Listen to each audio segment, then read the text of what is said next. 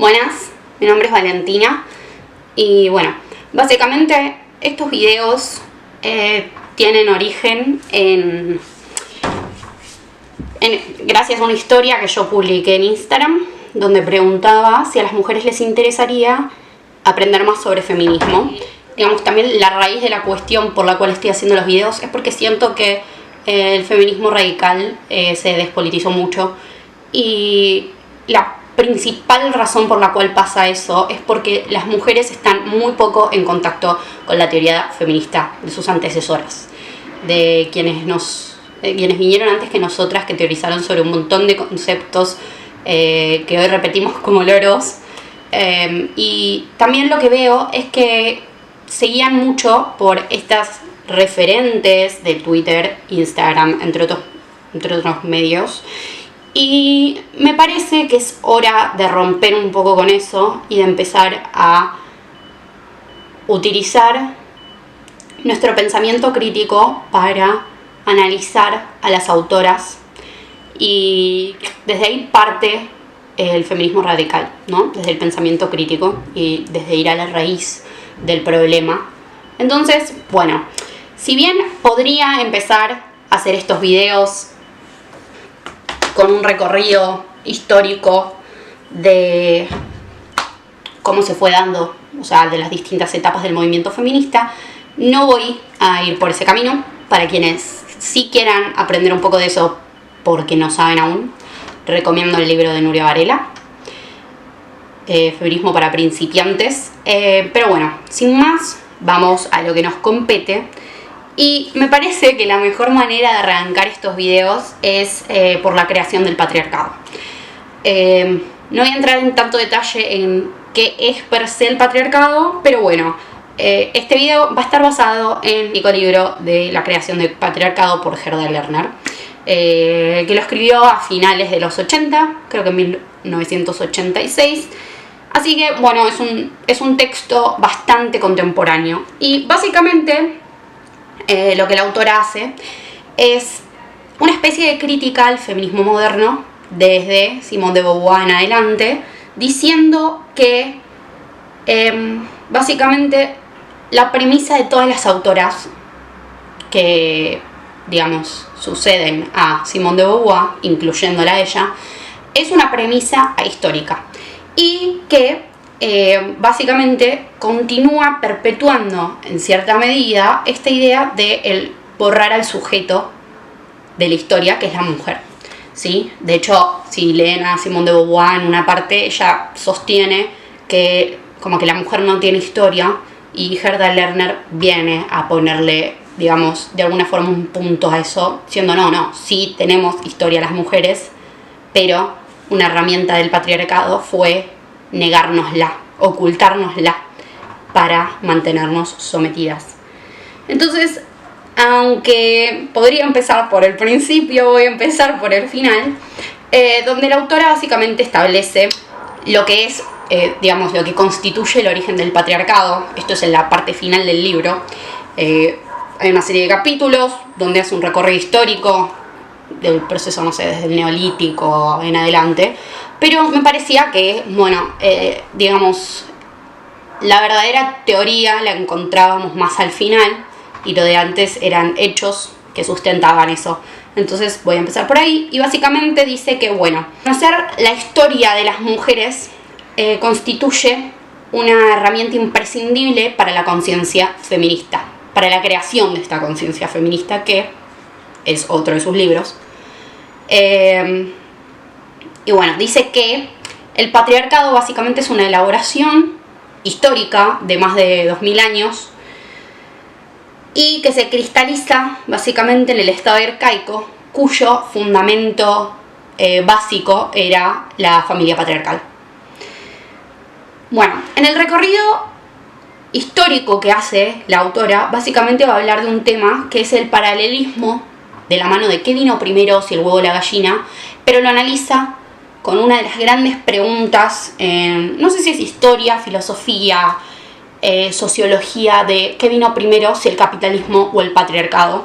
De hecho, una vuelta tuve una discusión con un hombre al respecto, así que querido hombre, acá tenés tu respuesta acerca de qué vino primero, porque Gerda Lerner, en mi opinión, hace un muy buen trabajo describiendo esto. Y básicamente ella sostiene que obviamente vino primero el patriarcado. ¿Y por qué? ¿No? Gerda Lerner dice que los hombres aprenden a conocer la propiedad privada, que bueno, es una parte fundamental del capitalismo, gracias a la esclavización de las mujeres. Entonces, voy a una cita. La esclavitud de las mujeres, que combina racismo y sexismo a la vez, precedió la formación y opresión de clases, es decir, precede a lo que constituye el capitalismo sexista. Así que, bueno, nada, eso en principio. Después, la autora continúa diciendo que la sexualidad de las mujeres, sus capacidades, servicios sexuales y reproductivos se convirtieron en mercancía incluso antes de la sociedad, incluso antes de la creación de la civilización occidental. Es decir, antecede la creación de lo que hoy conocemos como civilización occidental, porque obviamente este libro deja de lado de alguna forma la parte oriental, lo cual, dado el background de la autora, no me parece raro que suceda. Pero bueno, ¿por qué sostiene esto? ¿No? Porque dice que, bueno, se evitaban guerras gracias al intercambio de las mujeres. Las familias se enriquecían vendiéndolas, y si no era vendiéndolas, era prostituyéndolas. Eso sobre todo a las mujeres más pobres. En momentos de la historia se utilizaba tanto a las mujeres como a los hijos como parte de pago para las deudas que los hombres contraían. Y nada. Entonces, básicamente, Gerda Lerner concluye con que la primera acumulación de la propiedad privada se establece mediante la esclavización de las mujeres. ¿Cómo lo ejemplifica? Mostrando que, por ejemplo, los nobles y guerreros adquirían estatus mediante la esclavización. Y no solo eso, sino que las sociedades más ricas eran las que más mujeres tenían. ¿Y cómo conseguían esas mujeres? Mediante la esclavización y mediante el intercambio de las mujeres.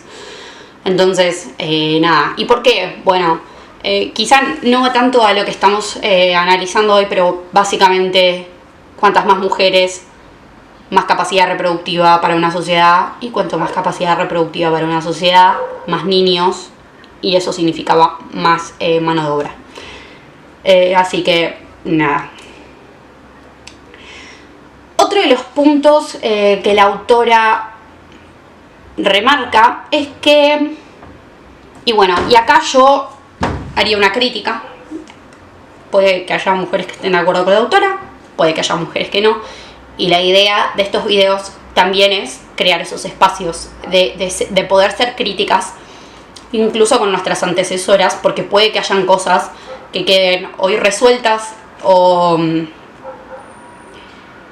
que no nos terminen de cerrar, y eso está bueno. Eso es un ejercicio que, en mi opinión, hay que hacer desde el feminismo. Poder criticar, pero desde la teoría misma. Bueno, la autora, en una de las partes de este último capítulo, El origen del patriarcado, va a decir que las mujeres en sí no son cosificadas, sino lo que es cosificado es su sexualidad y su capacidad reproductiva. ¿Por qué dice que no son cosificadas en sí las mujeres? Porque las mismas conservan poder de actuación y elección. Yo ahí le preguntaría a la autora, o sea, ¿qué tanto poder de actuación y elección conservaban las mujeres si estaban coaccionadas o subordinadas? La autora lamentablemente está muerta, así que no me va a poder responder esto, pero creo que es un ejercicio colectivo que podemos hacer entre todas y pensar, ¿realmente no son cosificadas las mujeres y solamente es cosificada su sexualidad y capacidad reproductiva? Yo diría que, ok, sí, estoy de acuerdo con, digamos, de alguna forma con que tanto la sexualidad como la capacidad reproductiva son explotadas. Ahora bien, yo diría que la mujer en sí es cosificada, es tratada como un objeto, porque cuando esas dos funciones dejan de ser útiles, la mujer deja de ser útil. Y eso ella lo marca cuando habla de, por ejemplo, las mujeres de la élite. Dice que las mujeres de la élite tenían privilegios, pero los mantenían en tanto y en cuanto fueran buenas esposas.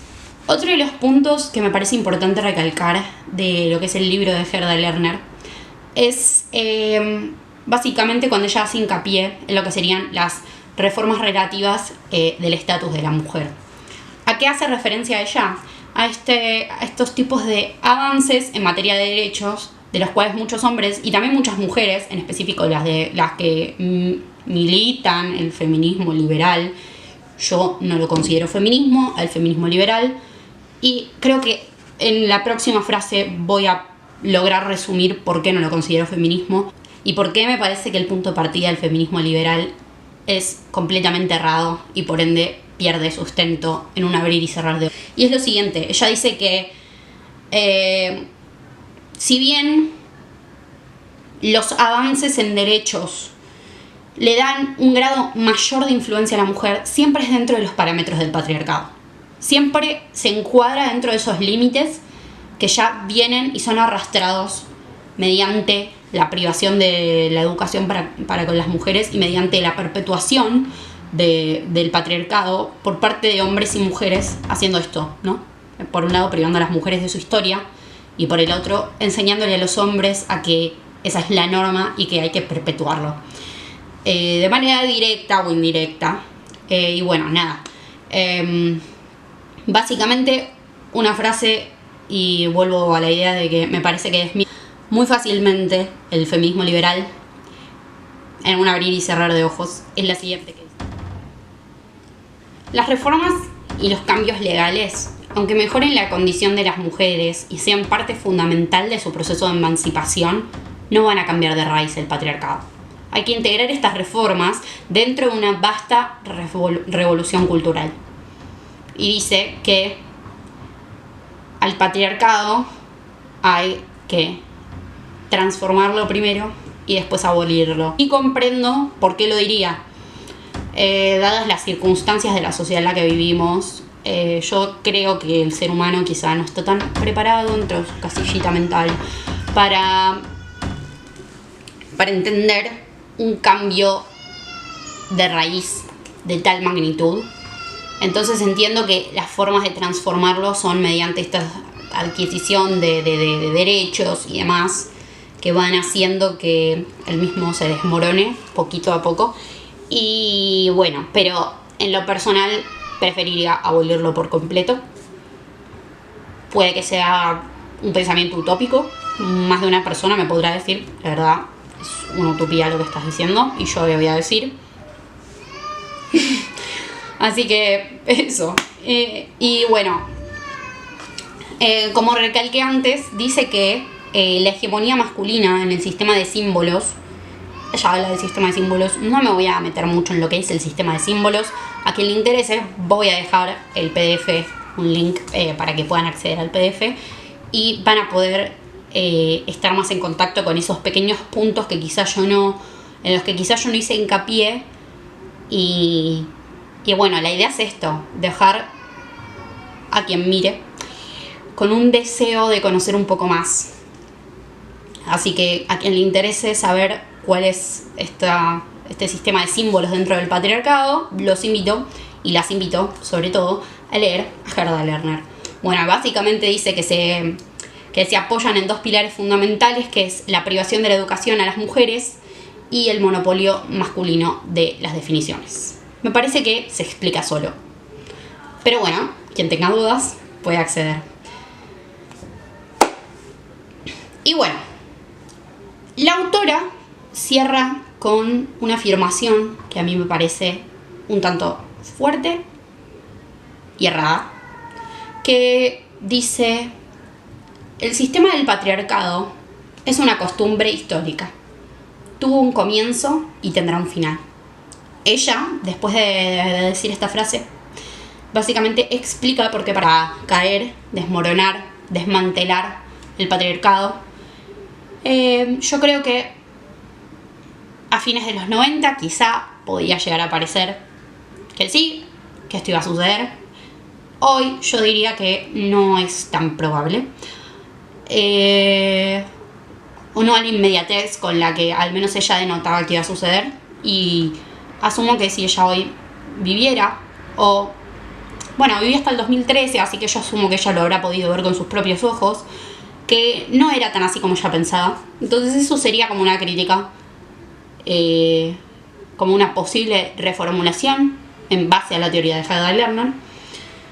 Y bueno,